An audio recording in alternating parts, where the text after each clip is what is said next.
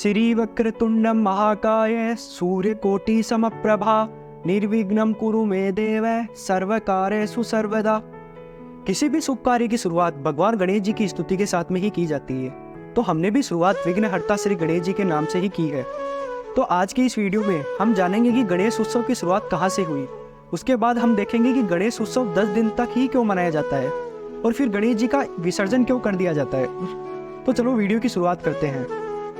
भाद्र माह के शुक्ल पक्ष की चतुर्थी को गणेश चतुर्थी के रूप में मनाया जाता है।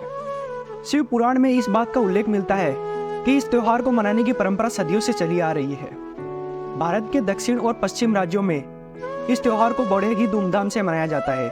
इतिहास में यह वर्णन है कि शिवाजी महाराज के बाल्यकाल में उनकी मां जीजाबाई ने पुणे के ग्राम देवता कस्बे में गणपति की स्थापना की थी। उसी समय से परंपरा चली आ रही है। शिवाजी महाराज के बाद में पेशवाओं ने गणेश उत्सव को बढ़ावा दिया।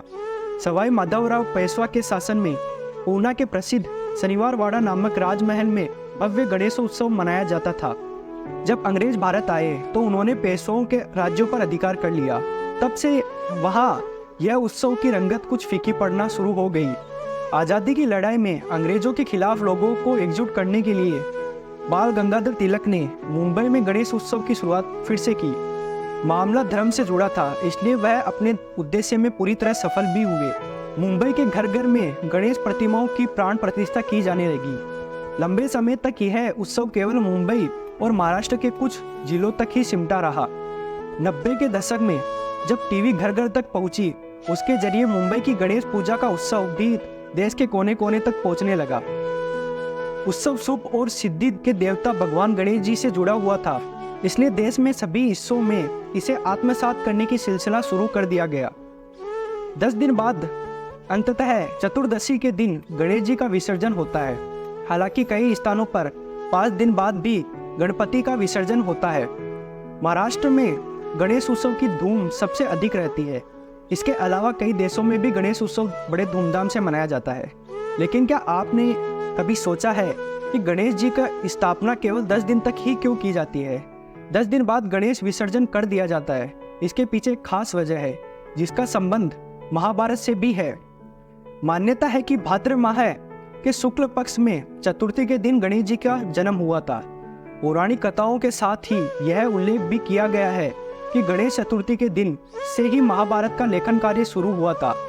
महर्षि वेदव्यास ने महाभारत की रचना के लिए गणेश जी से इसे लिपिबद्ध करने की प्रार्थना की थी और गणेश जी ने कहा था कि वह आरंभ करेंगे तो कलम नहीं रोकेंगे।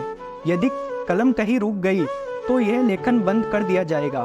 तब महर्षि वेदव्यास जी ने कहा कि भगवान, आप तो बुद्धिज्म में सबसे आगे हैं और मैं साधारण ऋषि हूँ। यदि मेरे दर्शन लोकों और मंत्रोच्चारण में कोई गलती हो जाए तो आप इसे ठीक करके लिपिबद्ध कर देंगे। इस प्रकार महाभारत ग्रंथ का प्रारंभ हुआ और लगातार 10 दिन तक चलता रहा। अंततः चतुर्दशी के दिन जब महाभारत ग्रंथ का काम पूरा हुआ तो गणेश जी का शरीर जड़वत हो गया था।